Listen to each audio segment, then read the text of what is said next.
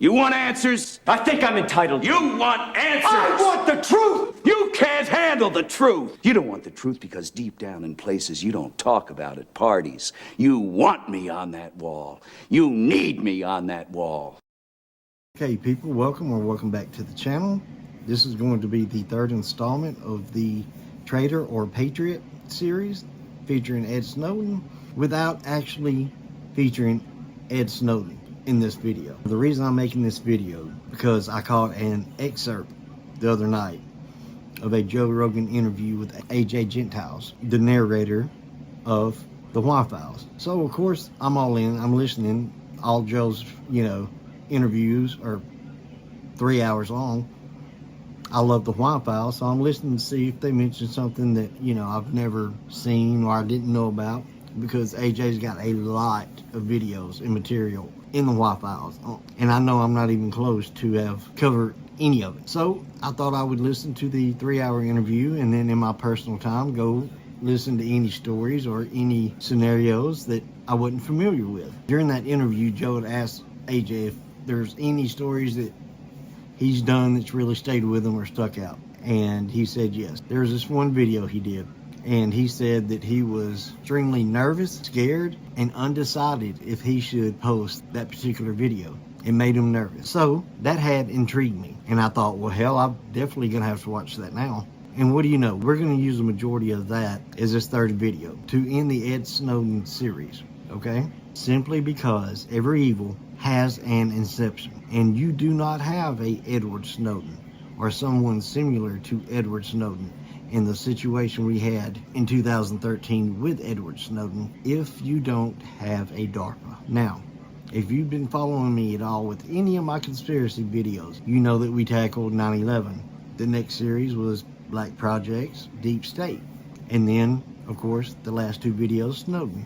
In my opinion, this video is going to tie every one of those subjects together, because again, every evil has an inception. I just wanted to say some of these programs you're about to see, some blew my mind, others frightened the shit out of me. The rest of whatever was left shocked the shit out of me. I was impressed, I was terrified.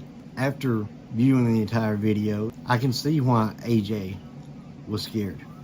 He was very nervous, and if you really pay attention later on in the video, you're gonna see him and Hecklefish do a plug for the Why Files. In that plug, you can tell. You can easily tell he's nervous. He really didn't want to do that, and you can tell that, or at least I can. Again, a reminder, if you have time, leave me a comment on if you think this is a necessary evil and which program shocked you the most. With that, we're going to jump into the video. Now all the answers are in your pocket. You tell your phone the address and GPS guides the way. Some cars will even drive for you while you sit back, relax, and listen to your favorite podcast. The technology I described that got you to your destination, it was created by DARPA. All of it. Your cell phone uses microprocessors designed by DARPA. They also created the batteries to power those microprocessors. Your phone uses wireless technology made possible by DARPA. The touchscreen and the microphone came from DARPA. Voice recognition and GPS come from DARPA. And of course, all this data transfer happens using the internet, which was created by DARPA. Well, technically they were still ARPA then. Remember, the D was added in 1972. Most people didn't use the internet until the late 1990s or early 2000s. But DARPA sent the first internet message in 1969. Now this shouldn't be surprising. DARPA technology is said to be about 20 years ahead of civilian tech. Like self-driving cars. DARPA built one in 1984. DARPA had GPS in 1973. Microprocessors, motion sensors, and wireless communication. DARPA had these decades ago, but eventually these innovations became available to the rest of us. DARPA's technology has made our lives so much better, it's easy to forget that those innovations weren't originally meant to improve lives. They were meant to end them. It's the middle of the night, and you're lying prone on top of a dusty building in some far corner of the world. You hug your .50 caliber Barrett sniper rifle. It's pitch dark, but your light-gathering, high-magnification scope gives you full visibility of the alley 1,200 yards away. A door opens. It's your target. Right on schedule. You hold your breath and put your finger on the trigger. Suddenly, a van appears, your target leaps in and speeds off. Years ago, he'd escaped. Mission failed. Not now. You fire, confident in DARPA's latest innovation, a self-guided bullet. With optical sensors and real-time guidance, it maneuvers mid-flight locked onto its target. Skilled snipers engage targets up to 1,300 yards away or more. The farthest confirmed kill, 2.2 miles by Canadian Special Forces in 2017. Impressive, but DARPA's Extreme Accuracy Tasked Ordnance, or Exacto bullet, hits targets 5 or 6 miles away. Maybe farther. DARPA keeps the details a secret. Many DARPA projects seem like science fiction, some like magic. Scepter lets you see through walls. The Mojave Project bends light, making objects invisible. DARPA's Engineering Living Materials program uses living fungus as a construction material. Structures will no longer be built, they'll be grown. Instead of shipping finished materials, we can ship precursors and rapidly grow them on site using local resources. And since the materials will be alive, they'll be able to respond to changes in their environment and heal themselves in response to damage. DARPA likes fungus, but it loves bugs. Project Insect Allies modifies flying insects to attack crops. These insects resist disease and repair each other's injuries in the field. Then there's the Hybrid Insect Microelectrical Mechanical Systems, or HIMEMS. This project, along with Project Dragonfly, creates miniature flying cyborgs. Beetles, moths, and dragonflies become undetectable spies with cybernetic implants and solar-powered guidance systems. They can be controlled remotely or operate autonomously using AI. They've created remote-controlled rats. DARPA trains bees to find landmines. They're developing claytronics, programmable shape-shifting matter. They're developing nuclear-powered spacecraft, autonomous vehicles, and weapons of all kinds. DARPA's technology is meant to keep people off the battlefield. Why risk a battalion of human soldiers when you can deploy a fleet of drones? But sometimes you need boots on the ground, and that means people with guns. But DARPA has a better idea. Don't give a soldier a weapon, turn him into one. The human body is an amazing machine. Our musculoskeletal system allows us to do gymnastics, lift heavy weights, and walk long distances. Still, our bodies have limitations. DARPA is developing technology to overcome these limitations. The goal is to increase strength, endurance, alertness, and the overall health of soldiers. DARPA's Warrior Web project is one of several exoskeleton programs in the works. It's an exosuit, lightweight and flexible, similar to a scuba suit. But this is a smart suit. Using machine learning and onboard sensors, the suit knows when and where to firm up to augment muscles. It performs its function, then becomes flexible again. DARPA has also developed hard exoskeletons, just like you've seen in movies like Aliens and Edge of Tomorrow. These exoskeletons not only increase strength and endurance, but they're modular. They can be equipped with all kinds of weapons. There's even a jetpack in development. The Talos suit turns a soldier into a real-life Iron Man. It's bulletproof and weaponized. It increases strength, speed, and endurance. It monitors the user's vital signs and has sensors that analyze the entire environment around them. The Tactical Augmented Reality, or TAR project, is a headset that overlays information over your normal vision. This gives soldiers real-time information like displaying maps, enemy locations, and other vital data right in their line of sight. Project Z-Man was inspired by geckos. DARPA is creating a material that would let soldiers climb walls without ropes or ladders. But the Continuous Assisted Performance, or CAP program, is focused on keeping soldiers awake, alert, and effective for up to 7 days straight without side effects. DARPA's Brain Initiative program connects soldiers' brains to computers. They can control drones and other systems with thought. They can truly multitask, where one part of the brain is operating a drone, while the other part of the brain is analyzing the area looking for targets. In the early 2000s, DARPA started exploring ways of giving humans superhuman abilities without equipment. This is DARPA's Biorevolution program. They studied how animals attack, defend themselves, and regenerate from injuries. DARPA felt that if they could find those answers, these abilities could be transferred to humans. They could give soldiers improved senses, perfect eyesight, and limb regeneration without external devices. Now, to do that, you'd have to alter human DNA. So DARPA is exploring CRISPR gene editing technology. CRISPR can snip out unwanted genes and insert new ones. CRISPR could accelerate healing. Injuries that might have sidelined soldiers for weeks or months could heal in days. CRISPR technology has already sparked a revolution in medicine, with the potential to cure genetic disorders and even combat aging. Link below on how CRISPR and AI are about to end the whole world. Yeah, that episode is scary, but it's interesting and it's real. Now, some of these projects have failed and some haven't, and some are still in development. I have no doubt that DARPA will turn soldiers into superhuman weapons eventually, but they haven't yet. So how do you put boots on the ground and keep humans off the battlefield? DARPA's answer? Killer robots. In the early 2000s, DARPA launched the Big Dog program. In partnership with Boston Dynamics, these four-legged robots can carry heavy loads and navigate difficult terrain. They can also be outfitted with weapons like sniper rifles or machine guns. The LS-3 can follow soldiers autonomously and carry up to 400 pounds of gear. And then there's the Atlas robot. And now we're getting serious. Atlas was launched in 2013, and you've probably seen various versions of this robot over the years. Atlas could run, jump, and navigate obstacle courses. A couple of years ago, Atlas used AI to teach itself how to walk, and then run, and then do gymnastics. Yeah, you humans realize it's only a matter of time before these things take over and enslave you, right? Some of us realize it. Investigative journalist Annie Jacobson has covered DARPA for years. She says there's no doubt that the Pentagon is investing heavily in robotics. DARPA's plan through 2038 states without question that the Pentagon is moving towards robotic warfare. They want to have hunter-killer drones that can swim, crawl, walk, run. Drones that can fly 13,000 miles an hour, which is 22 times faster than a commercial jet, to get to a target really quickly.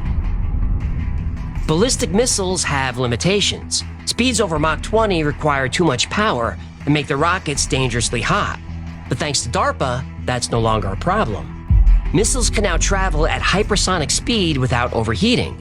A target 500 miles away can be destroyed in 6 minutes. Weapons like these certainly keep humans off the battlefield, but DARPA's going to take it one step further.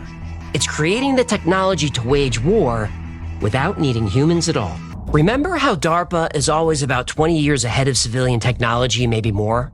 Well, as early as the 1960s, DARPA started developing computers that can learn independently. In the 1980s, DARPA launched the Strategic Computing Initiative, or SCI. The goal of SCI was to create military strategies by running simulations and learning from them. You're describing war games.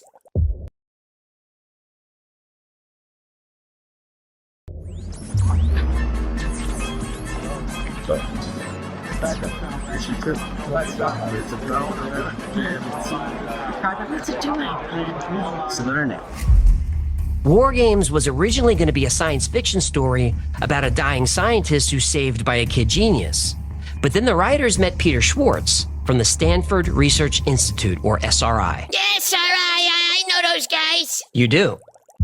SRI has been the launch pad for many secret government programs. I've talked about them a lot on this channel, and they've long been connected to the CIA, NSA, and DARPA. Well, Schwartz was fascinated by a new computer subculture called hackers.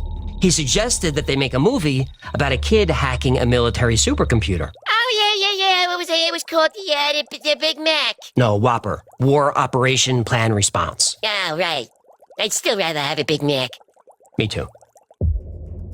Well, the Whopper spends all its time thinking about World War III.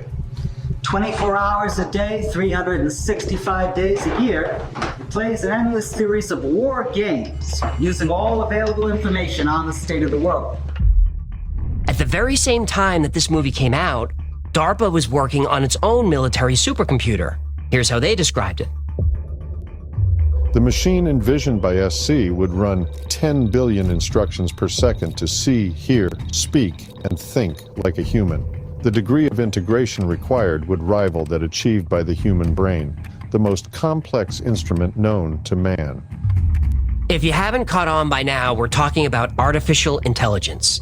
Today, AI is everywhere and accessible to everyone, and it feels like it came out of nowhere, but it didn't. It came out of DARPA. As of today, 70% of DARPA's projects use or are focused on AI and machine learning. DARPA started working on AI in the 1960s. They built their first AI system, a speech recognition computer, in the 1970s. In 1983, the Strategic Computing Initiative project received billions for AI research. Then in the 1990s, DARPA launched another supercomputing project.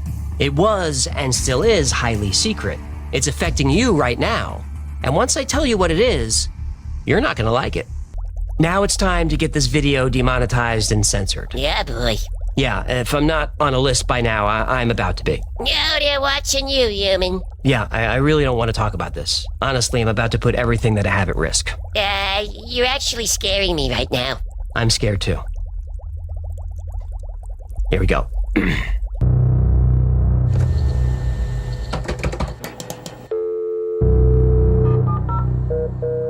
Welcome. Like the steam engine which sparked the Industrial Revolution of the late 1700s, the internet is changing everything it touches. And at the cutting edge of the revolution is Wall Street. So we are now 6 3/4 points above fair value. The early 1990s was the beginning of the tech boom. Internet startups were getting millions in investments. Down 2002. Bemis is looking 39 and about 35,000 if you want to buy 10 grand. And they had access to vast resources and vast amounts of data, personal data. The intelligence community wanted to gather this data to create a digital fingerprint of everyone using the internet. If they could identify bad actors, criminals, terrorists, whatever, they would compare that fingerprint against others. They called this the birds of a feather approach. If Joe's a bad guy and Bob's a bad guy, and they both go to certain websites, then other people visiting those same websites were potential bad guys, so let's track them. So, surveillance? Yes. Of Americans? Yes. Legal? No. Well, officially illegal as of 2010, but the law was murky in the 1990s. And for the intelligence community, murky means opportunity. Still, the intelligence agencies didn't have the ability to manage all this data, but they knew people were out there working on it, and they were all looking for funding. But if you're the NSA or CIA or DARPA, you can't drop by an internet startup and ask them to build you an illegal digital surveillance program. Yeah, it's kind of a bad look. It is, but it also gives away the game. Surveillance is only valuable if the target doesn't know they're being watched. So this technology would need to be funded privately and quietly. So in 1994, the Highlands Forum was founded. Ever hear of the Highlands Forum? You probably haven't, and they like it that way. The Highlands Forum, or Highlands Group, was formed as a think tank, a bridge between technology companies and the Pentagon. The Highlands Forum is an invitation-only group of government officials, academics, and executives from tech and defense companies. Their discussions are private and off the record, operating under the Chatham House rule, meaning members can disclose information from the meetings as long as it doesn't harm anybody, but they can never reveal who said it, not ever. Although hardly anyone knows about the Highlands Forum, the group is highly influential on U.S. defense policy, especially regarding technology. And they're a private organization. No auditing, no oversight, no Freedom of Information Act requirements. They're a black box, the perfect conduit for transactions you want to keep off the books. So, tech is booming, data is flowing, and we've got our think tank to connect us with the people capturing the data. Now we need the money to fund them. That same year, the Massive Digital Data Systems, or MDDS program, was launched. MDDS would fund scientists, researchers, and companies who worked with big data sets. The Highlands Forum would help identify, facilitate, and coordinate these transactions. To keep these transactions private and secret, the MDDS moved money through unclassified mainstream agencies like the National Science Foundation. Computer scientists were getting millions in grants from the NSF, totally normal. They didn't know who was really behind the money. And MDDS was highly compartmentalized. It had tons of projects and departments. Nobody knew what anyone else was doing or who was even in charge, and this was by design. But the overall program was managed by the CIA, NSA, and DARPA. So, we've got black budget money flowing through the NSF, and we've got our private organization, the Highlands Forum, looking for opportunities. So the word goes out to researchers in academia. If you can handle big data, we'll give you big money. Then a promising project emerged. 2 Stanford graduate students working on a search engine made a breakthrough. These students had developed a method to create your digital fingerprint. Jackpot. The CIA, NSA, and DARPA learned about this project, and through the National Science Foundation, the NDDS funded it. If you haven't guessed by now, those 2 students were Sergey Brin and Larry Page, and the search engine was Google. You won't find MDDS in Google's origin story, but this is public, unclassified information. It's just hard to find. In Brin and Page's famous 1998 research paper, The Anatomy of a Large-Scale Hypertextual Web Search Engine, they thanked DARPA for their support.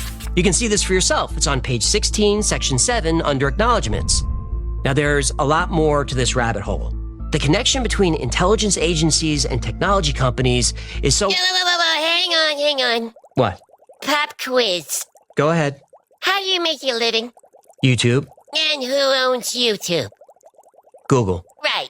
Bye-bye, channel. Now would be a good time to ask for Patreon support. I don't do plugs until the end of the episode. Make an exception. We're in the deep water now. He might be right. Truly and honestly. I won't know until it's too late. But telling you the story might have been a terrible mistake. So yes, please go to patreon.com/thewhyfiles.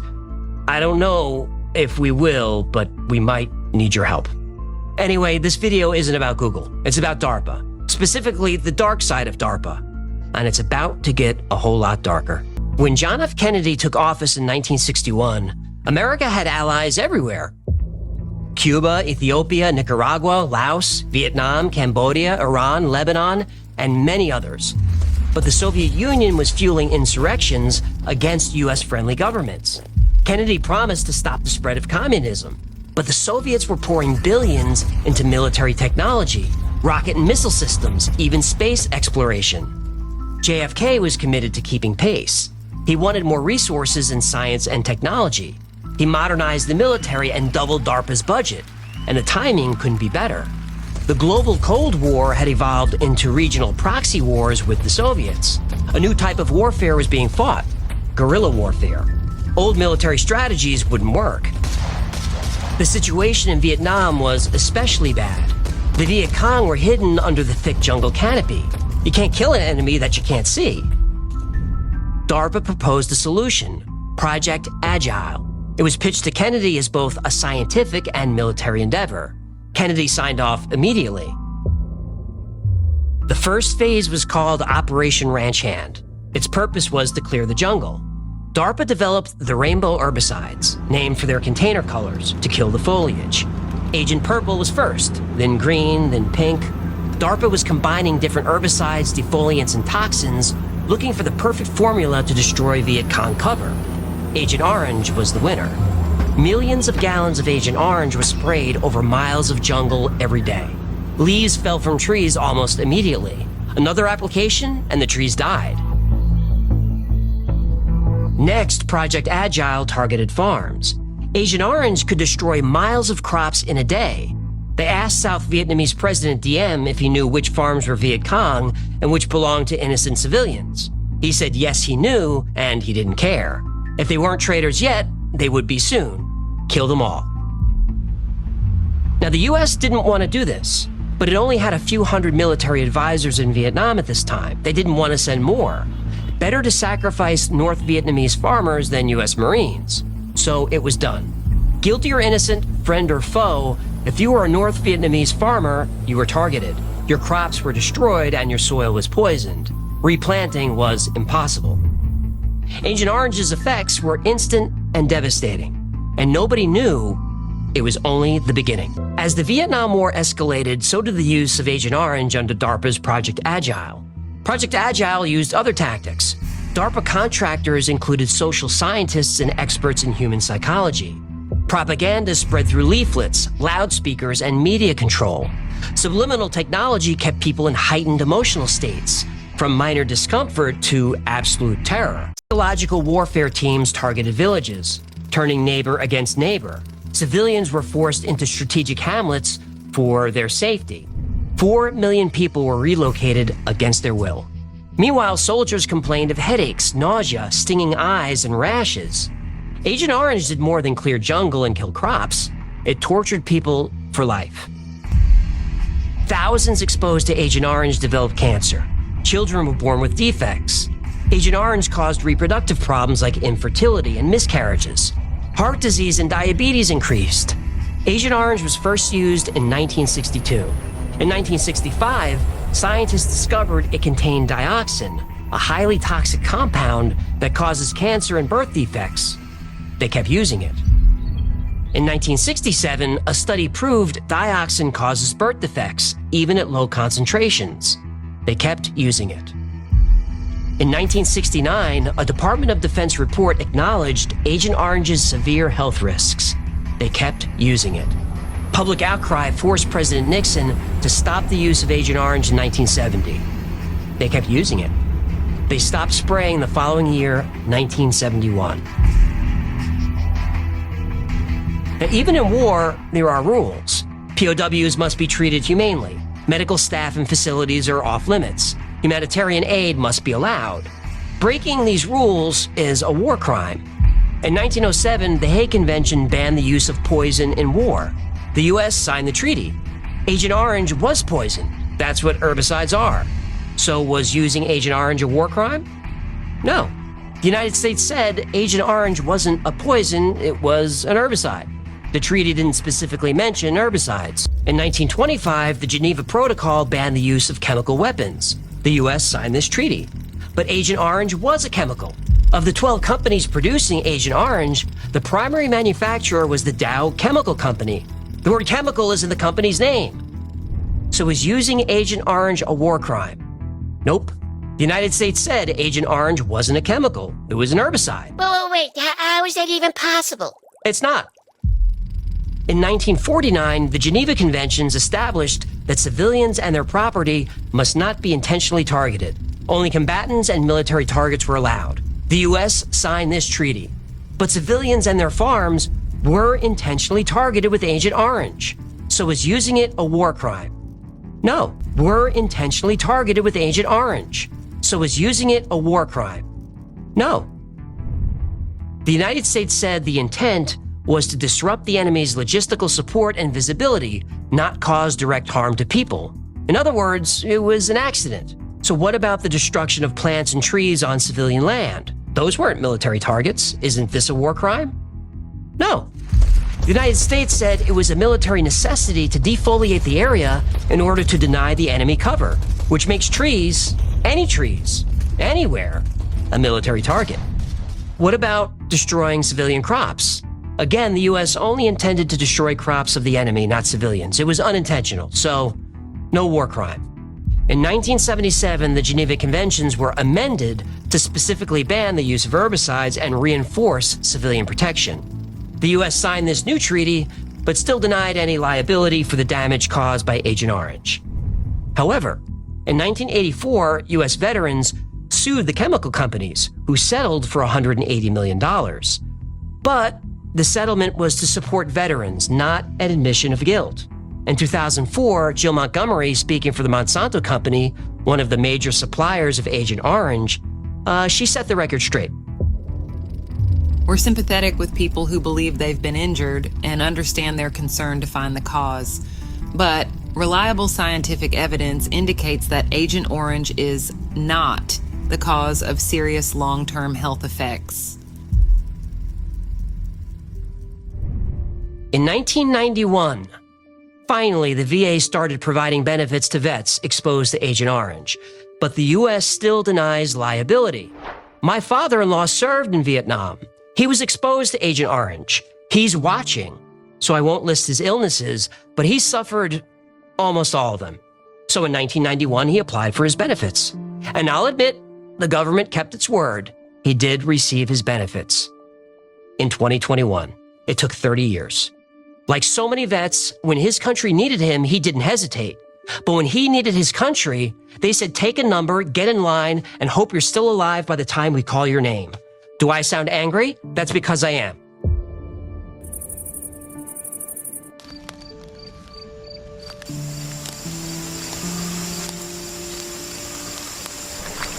Between 1955 and 1975, 2.7 million people were deployed to Vietnam. 58,000 dead, 300,000 wounded, 3,000 missing or prisoners of war, 1,500 still missing. That's tragic, but it's much worse. The VA estimates 300,000 to 400,000 veterans may have died from illnesses caused by the exposure to Agent Orange. May have. To this day, no single person, agency, company, or government has admitted any wrongdoing or assumed any liability for the millions of lives destroyed by Agent Orange. Now, ordinary people like us have so many rules we have to follow. Don't speed. Check grandma's shoes before she gets on a plane. Pay your taxes even though we're going to steal it and waste your money. Pick up a gun. Shoot at those people. Do what you're told. If we break a law, the government will take our money, seize our property, force us into labor, or lock us in a cell. It all depends on the crime. So we follow the law. But if you're a big chemical company or a government agency, don't worry about the law. You can get away with murder.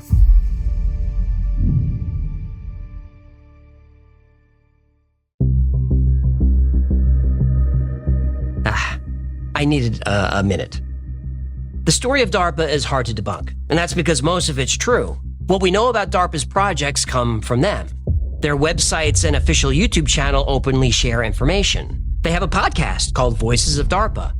Even the experts in covering DARPA, Annie Jacobson and Sharon Weinberger, get their information from the agency they're writing about. When Jacobson gives a speech, writes a book, or appears in an interview about DARPA, she's not sharing classified information. She's not speculating, she's reporting. She never claims to know anything that we can't find out for ourselves. But still, most information is secret. What we know about DARPA is what they want us to know. There's no transparency, none. Also, DARPA is exempt from laws that other government agencies have to follow, specifically about hiring practices, managing personnel, and managing budgets. They can run the agency however they like. DARPA is only 220 people, that's it, with a budget of almost $4 billion. Now that's a lot of freedom and power, but it's much more than that. DARPA is allowed to fund projects through what's called other transactions. No congressional approval needed. No reporting required. Choose the projects you want to fund and fund them.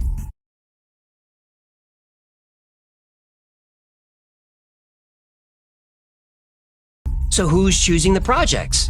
Annie Jacobson gives us an unsettling answer. The real problem is that the individuals who are responsible for deciding what weapon systems are being financed and created in these classified DARPA programs are the very CEOs of defense contractors who stand to financially benefit from these contracts. Annie Jacobson has said that DARPA is the agency driving the military-industrial complex. That agency is run by the companies that profit from the technology they create. This is exactly what President Eisenhower said would happen. If you make war profitable, you'll always have war. But to be fair, DARPA's innovations have made our lives better. Not just because of cell phones and GPS. DARPA's achievements in prosthetics have allowed paralyzed children to walk again. They've created medical techniques to diagnose illnesses earlier. They've bioengineered tissue and organs that can be used for transplants. They've developed machines that can stabilize injured people in emergency situations. Advanced medical imaging such as ultrasound, MRI, and brain imaging, all created by or alongside DARPA. Now, does the good outweigh the bad? Do DARPA's contributions offset the damage they've done? I don't know, that's not for me to judge. But this story reminds me of the courtroom scene in A Few Good Men. You can't handle the truth. Right. When the colonel says, my existence, while grotesque and incomprehensible to you, saves lives. You don't want the truth because deep down in places you don't talk about at parties. You want me on that wall. You need me on that wall. Right. So is DARPA a necessary evil? Is evil even the right word? I don't know. When DARPA was formed in 1958, its mission was to make sure the United States was never again surprised by advanced technology. And for 66 years, DARPA has succeeded in its mission. The U.S. has never been surprised by technology. I can't forget all the suffering that DARPA has caused. But DARPA's done so much good, can I forgive? I don't know. I'm disgusted by some of DARPA's actions, by our government's corruption, by the fact that, because of DARPA, bad people get rich from war. But if I'm being honest, which I always am with you, I have to acknowledge that, as an American, we need DARPA on that wall. Well, okay, people, that's going to be it for today's video. I hope you enjoyed it. As always, I thank you guys for coming and hanging out. I know there's other places you can be watching other people do other things. I thank you for the time to come here and watch this. I'll see you next time. Stopped off for ice cream. When the fuck did we get ice cream? He gets it out deep and Havlicek steals it. Havlicek stole the ball. Jordan, a spectacular move by Michael Jordan. Somebody please tell LeBron James the rules. Hand down, man down. Mama, there goes that man.